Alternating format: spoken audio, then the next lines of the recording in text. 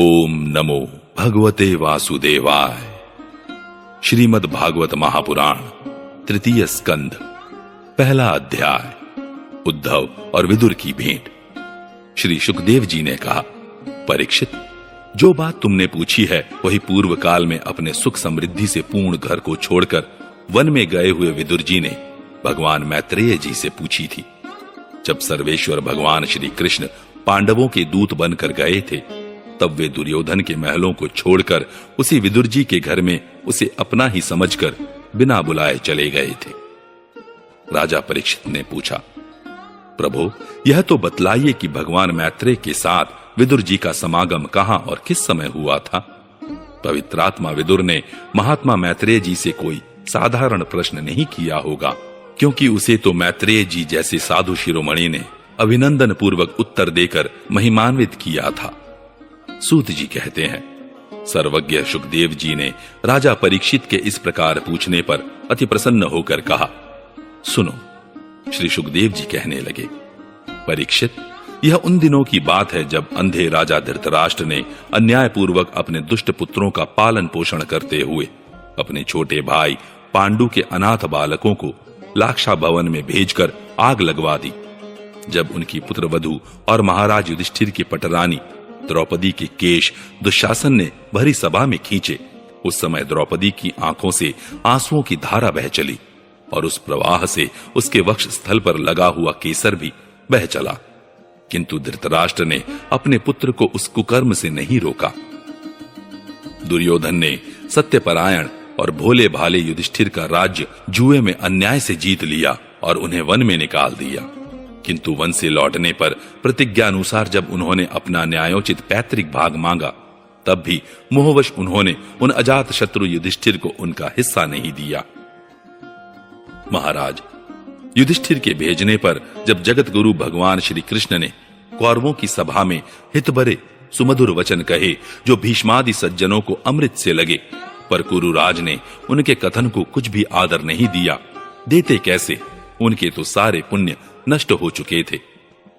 फिर जब सलाह के लिए विदुर जी को बुलाया गया, तब मंत्रियों में श्रेष्ठ विदुर जी ने राज्य भवन में जाकर बड़े भाई धृतराष्ट्र के पूछने पर उन्हें वह सम्मति दी, जिसे नीति शास्त्र के जानने वाले पुरुष विदुर नीति कहते हैं। उन्होंने कहा, महाराज, आप अजात शत्रु महात्मा युधिष्ठिर को उनका हिस्सा दे दीजिए। वे आपके न सहने योग्य अपराध को भी सह रहे हैं। भीम रूप काले नाग से तो आप भी बहुत डरते हैं। देखिए, वह अपने छोटे भाइयों के सहित बदला लेने के लिए बड़े क्रोध से फुफकारे मार रहा है। आपको पता नहीं, भगवान श्री कृष्ण ने पांडवों को अपना लिया है।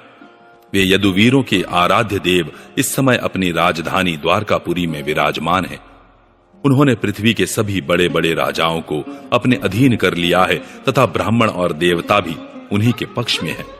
जिसे आप पुत्र मानकर पाल रहे हैं तथा जिसकी हां में हां मिलाते जा रहे हैं, उस दुर्योधन के रूप में तो मूर्तिमान दोष ही आपके घर में घुसा बैठा है। यह तो साक्षात भगवान श्री कृष्ण से द्वेष करने वाला है। इसी के कारण आप भगवान श्री कृष्ण से विमुख होकर श्रीहीन हो रहे हैं। अतएव यदि आप अपने कुल की कुशल चाहते हैं तो इस दुष्ट को तुरंत ही त्याग दीजिए। विदुर जी का ऐसा सुंदर स्वभाव था कि साधु जन भी उसे प्राप्त करने की इच्छा करते थे। किंतु उनकी यह बात सुनते ही कर्ण, दुशासन और शकुनी के सहित दुर्योधन के होठ अत्यंत क्रोध से फड़कने लगे और उसने उनका तिरस्कार करते हुए कहा, अरे, इस कुटिल दासी पुत्र को यहां किसने बुलाया है? यह जिनके टुकड़े खा खा कर जीता है, उन्हीं के प्रतिकूल होकर शत्रु का काम बनाना चाहता है। इसके प्राण तो मत लो, परंतु इसे हमारे नगर से तुरंत बाहर निकाल दो।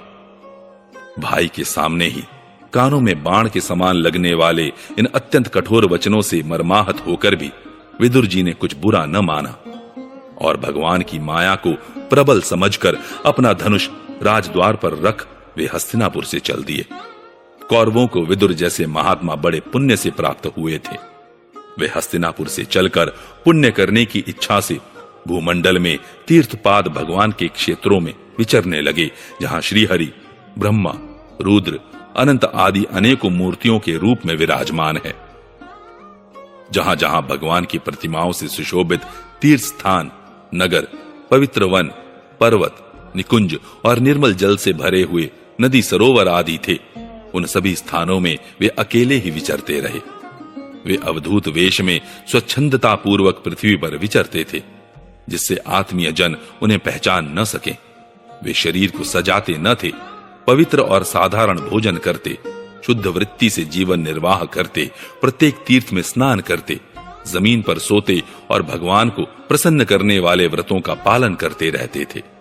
इस प्रकार भारतवर्ष में ही विचरते विचरते जब तक वे प्रभास क्षेत्र में पहुंचे, तब तक भगवान श्री कृष्ण की सहायता से महाराज युधिष्ठिर पृथ्वी का एक छत्र अखंड राज्य करने लगे थे।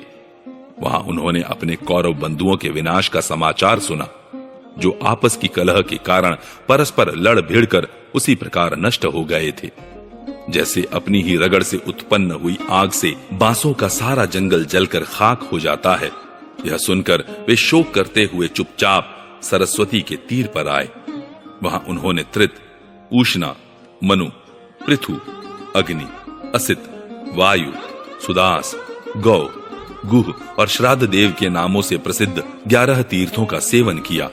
इनके सिवा पृथ्वी में ब्राह्मण और देवताओं के स्थापित किए हुए जो भगवान विष्णु के और भी अनेकों मंदिर थे, जिनके शिखरों पर भगवान के प्रधान आयुध चक्र के चिन्ह थे और जिनके दर्शन मात्र से श्री कृष्ण का स्मरण हो आता था, उनका भी सेवन किया।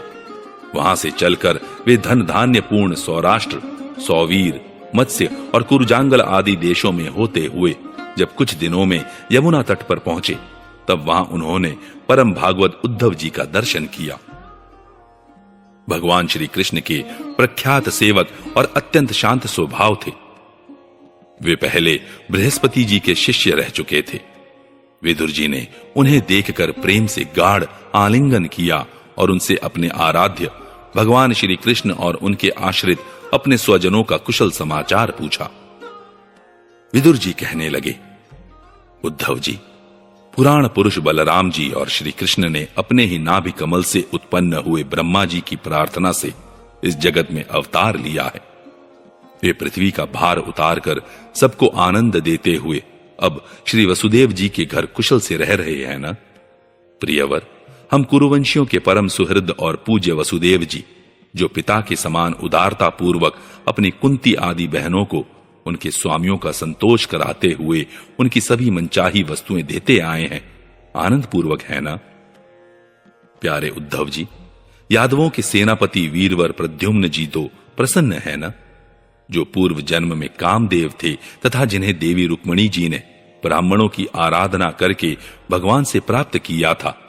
सात्वत, वृषणी, भोज और दाशारह वंशी यादवों के अधिपति महाराज उग्रसेन तो सुख से है ना, जिन्होंने राज्य पाने की आशा का सर्वथा परित्याग कर दिया था, किंतु कमल नयन भगवान श्री कृष्ण ने जिन्हें फिर से राज्य सिंहासन पर बैठाया। सौम्य, अपने पिता श्री कृष्ण के समान समस्त रथियों में अग्रगण्य श्री कृष्ण तनय सांब सकुशल तो है ना? ये पहले पार्वती जी के द्वारा गर्भ में धारण किए हुए स्वामी कार्तिक हैं। अनेकों व्रत करके जामवती ने इन्हें जन्म दिया था। जिन्होंने अर्जुन से रहस्य युक्त धनुर्विद्या की शिक्षा पाई है, वे सात्यकी तो कुशल पूर्वक हैं। वे भगवान श्री कृष्ण की सेवा से अनायास ही भगवत जनों की उस महान स्थिति पर पहुंच गए हैं, जो बड़े बड़े योगियों को भी दुर्लभ है। भगवान के शरणागत निर्मल भक्त बुद्धिमान अक्रूर जी भी प्रसन्न है ना, जो श्री कृष्ण के चरण चिन्हों से अंकित वज्र के मार्ग की रज में प्रेम से अधीर होकर लौटने लगे थे। भोजवंशी देवक की पुत्री देविकी जी अच्छी तरह है ना, जो देव माता अदिति के समान ही साक्षात विष्णु भगवान की माता हैं। जैसे वेदत्रयी यज्ञ विस्तार रूप अर्थ को अपने मंत्रों में धारण किए रहती हैं, उसी प्रकार उन्होंने भगवान श्री कृष्ण को अपने गर्भ में धारण किया था। आप भक्तजनों की कामनाएं पूर्ण करने वाले भगवान अनिरुद्ध जी सुखपूर्वक है ना, जिन्हें शास्त्र वेदों के आदि कारण और अंतःकरण चतुष्टय के चौथे अंश मन के अधिष्ठाता बतलाते हैं। सौम्य स्वभाव उद्धव जी, अपने हृदयेश्वर भगवान श्री कृष्ण का अनन्य भाव से अनुसरण करने वाले, जो ऋदीक, सत्यभामानंदन, चारुदेशण और गद आदि अन्य भगवान के पुत्र हैं, वे सब भी कुशल पूर्वक है ना? महाराज युधिष्ठिर अपनी अर्जुन और श्री कृष्ण रूप दोनों भुजाओं की सहायता से धर्म मर्यादा का न्याय पूर्वक पालन करते हैं ना। मैं दानव की बनाई हुई सभा में इनके राज्य वैभव और दबदबे को देखकर दुर्योधन को बड़ा डाह हुआ था। अपराधियों के प्रति अत्यंत असहिष्णु भीमसेन ने सर्प के समान दीर्घकालीन क्रोध को छोड़ दिया है क्या? जब वे गदा युद्ध में तरह तरह के पैतरे बदलते थे, तब उनके पैरों की धमक से धरती डोलने लगती थी। जिनके बाणों के जाल से छिपकर किरात वेशधारी, अतएव किसी की पहचान में न आने वाले भगवान शंकर प्रसन्न हो गए थे, वे रथी और यूथपतियों का सुयश बढ़ाने वाले गांडीवधारी अर्जुन तो प्रसन्न है ना। अब तो उनके सभी शत्रु शांत हो चुके होंगे। पलक जिस प्रकार नेत्रों की रक्षा करते हैं, उसी प्रकार कुंती के पुत्र युधिष्ठिरादि जिनकी सर्वदा संभाल रखते हैं और कुंती ने ही जिनका लालन पालन किया है, वे माद्री के यमज पुत्र नकुल सहदेव कुशल से तो है ना। उन्होंने युद्ध में शत्रु से अपना राज्य उसी प्रकार छीन लिया जैसे दो गरुड़ इंद्र के मुख से अमृत निकाल लाए। अहो, बेचारी कुंती तो राजऋषि श्रेष्ठ पांडु के वियोग में मृत प्राय सी होकर भी इन बालकों के लिए ही प्राण धारण किए हुए हैं। रथियों में श्रेष्ठ महाराज पांडु ऐसे अनुपम वीर थे कि उन्होंने केवल एक धनुष लेकर ही अकेले चारों दिशाओं को जीत लिया था। सौम्य स्वभाव उद्धव जी, मुझे तो अधःपतन की ओर जाने वाले उन धृतराष्ट्र के लिए बार बार शोक होता है, जिन्होंने पांडवों के रूप में अपने परलोकवासी भाई पांडु से ही द्रोह किया तथा अपने पुत्रों की हां में हां मिलाकर अपने हित चिंतक मुझको भी नगर से निकलवा दिया। किंतु भाई, मुझे इसका कुछ भी खेद अथवा आश्चर्य नहीं है। जगत विधाता भगवान श्री कृष्ण ही मनुष्यों की सी लीलाएं करके लोगों की मनोवृत्तियों को भ्रमित कर देते हैं। मैं तो उन्हीं की कृपा से उनकी महिमा को देखता हुआ दूसरों की दृष्टि से दूर रहकर सानंद विचर रहा हूं। यद्यपि कौरवों ने उनके बहुत से अपराध किए, फिर भी भगवान ने उनकी इसीलिए उपेक्षा कर दी थी कि वे उनके साथ उन दुष्ट राजाओं को भी मारकर अपने शरणागतों का दुख दूर करना चाहते थे, जो धन, विद्या और जाति के मद से अंधे होकर कुमार्गगामी हो रहे थे और बार बार अपनी सेनाओं से पृथ्वी को कंपा रहे थे। उद्धव जी, भगवान श्री कृष्ण जन्म और कर्म से रहित हैं, फिर भी दुष्टों का नाश करने के लिए और लोगों को अपनी ओर आकर्षित करने के लिए उनके दिव्य जन्म कर्म हुआ करते हैं। नहीं तो भगवान की तो बात ही क्या, दूसरे जो लोग गुणों से पार हो गए हैं, उनमें भी ऐसा कौन है जो इस कर्माधीन देह के बंधन में पड़ना चाहेगा। अतः मित्र, जिन्होंने अजन्मा होकर भी अपने शरण में आए हुए समस्त लोकपाल और आज्ञाकारी भक्तों का प्रिय करने के लिए यदुकुल में जन्म लिया है, उन पवित्र कीर्ति श्री हरि की बातें सुनाओ।